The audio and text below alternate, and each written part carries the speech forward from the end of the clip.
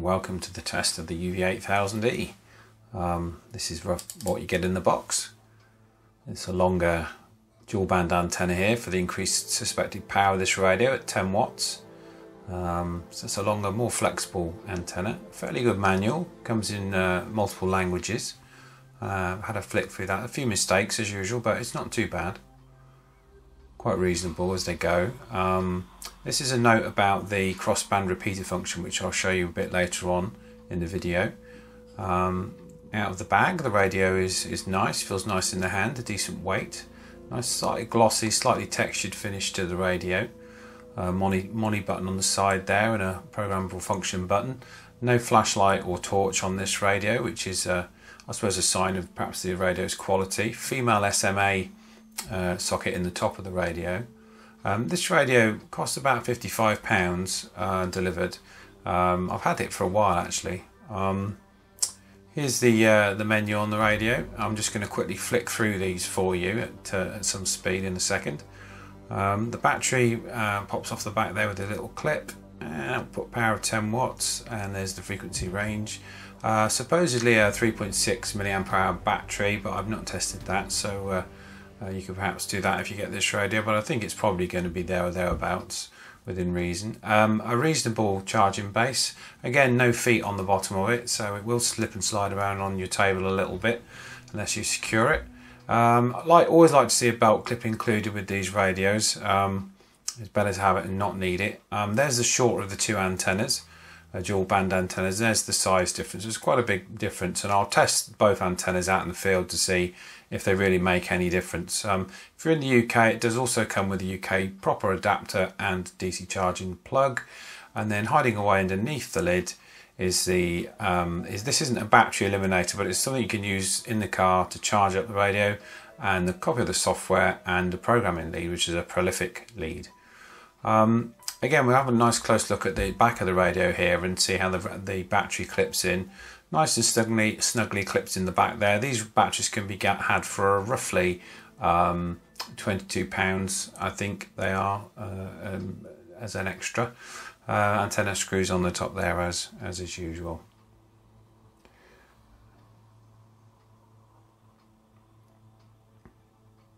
Belt clip attaches to the back with two supplied screws, and it clips on firmly, and it's got a nice generous amount of give in it. Quick flick through the menus here. You can go and download the manual off of the Radio Odyssey website and have a look through these if you want to look in detail what the radio is capable of doing. Various colours, purple, blue and orange for the display, and you can choose whichever one you like. My favourite is actually the orange. Let's have a look at the programming software. Now, the programming software on the CD didn't work, so I would suggest you go to the Radio Odyssey website and download the software from there, which is what I did. And don't make the mistake I made here, is I do this often, I forget to look at the COM port. So go into your device manager, check your COM port, make sure you've got the correct COM port. There's instructions on how to get the prolific drivers working correctly if you have that problem. It's a well-known issue. Okay, once I've sped that up a bit. Once it's read in, you can see these are the existing channels that I have programmed in. Clicking on the side there, that gives you basic information about the radio, and these are the two VFOs that you get as you turn the radio on. You can set these to these various settings, so when you switch it on, you get them in either screen. These are, like I said, the channels that I've already programmed in. The usual suspects are appearing here with the receive frequency, transmit frequency, CTCS, CSS, tones, your transmit power, whether it's going to be in the scanning list, the busy lock, whether it actually you can pass scan with it, Vox, which I wouldn't recommend, Ptt Id Settings, which some people use, DTMF, and the name and the ID code. FM information, again, not something I ever use, but it's there. It does have an FM radio built in, and you can save that on separate channels, up to 25 separate settings. Instructions on how to access the radio are actually in the manual. Vox function, again, it's not something I use, and scanning is not something I often use, but you can change how it stops on when it picks up a signal there.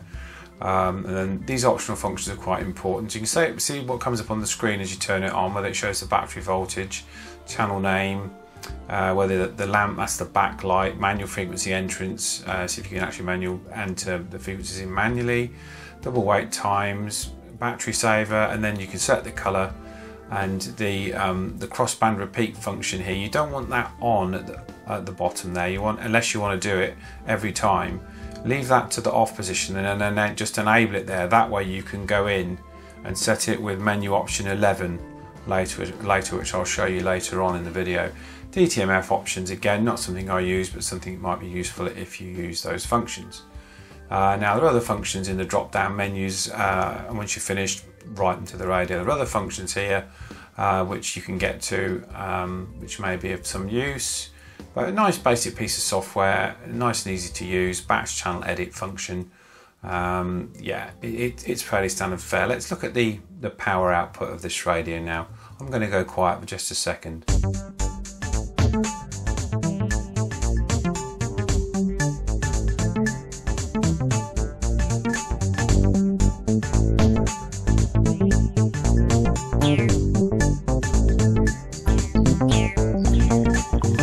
Reasonable power output there. You can set the crossband repeat function, as I've said there, by going to menu option 11, turning it on and then exiting back out, and that will then set the radio to whatever you set, and then move your selection down to the cross setting.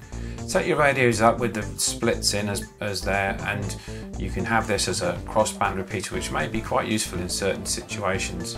Here I've set these two radios with the same splits in either way, and the crossband repeater function is enabled. So when I key up on this radio, it'll key up on the other radio, as you can see there with the green light.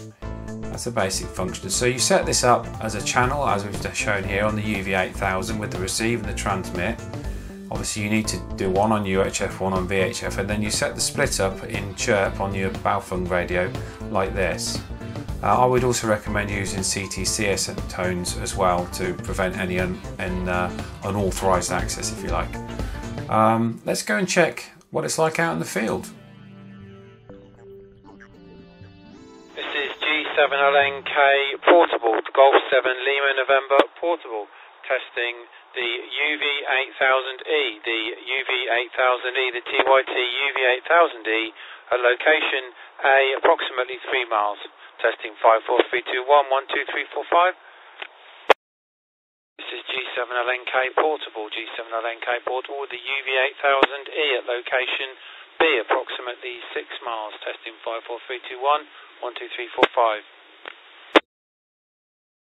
This is G7LNK Golf 7 Lima November Kilo at location B, approximately 6 miles. Testing. This is G7LNK Golf 7 Lima November Kilo, testing crossband repeater mode with the UV8000E at location B, approximately 6 miles. Testing 54321 12345. Right. What to say about the UV8000E? Well, I think there's quite a lot to be said for this radio. It's really, really rugged and sturdy. It certainly feels a £55 radio. It feels very well made. Overall, I'm very, very happy with it. I've had this radio for some considerable time. I have to let on to that fact. I kind of forgot I bought it. I think it's one of those late night drink-fueled eBay purchases. I think we've all done those, haven't we? And yeah, I kind of forgotten I'd got it. But I just wanted a dual band. I wanted the dual band facility. I wanted to be able to have that cross-band repeater function. And whilst in practice it's useful, it's not something I would use all of the time. But yeah, I mean, as a feature, it's a nice feature. I did find, as some people had found, that when it's working in dual band mode, I did actually get an RF burn off of one of the screws here, so, or the back of the battery, I can't remember. So yeah, there is definitely something slightly odd when it's operating in that mode, so just be wary if you are operating the radio as a dual band repeat mode. And it also has this feature of being able to remotely stun and kill the radio, so that might be useful if you have problems. But I mean, for what it costs, it's a very cheap entry into a dual band repeater mode enabled radio without going to the expense of a Yaesu, which of course will perform much better, as you could imagine. Okay, I think that about wraps it up really. Had to choose a different location. As you can see, the snow has crippled things a little bit today, but this location is probably slightly more testing with slightly over the hill from base, which is in that direction. But we're still 6.4 miles as the crow flies, so it's still a good test for these radios, and it should give you some idea how they compare like for like. Okay, I'm going to leave it there. If you have been, thanks ever so much for watching, and don't forget to like and subscribe if you've enjoyed the video today.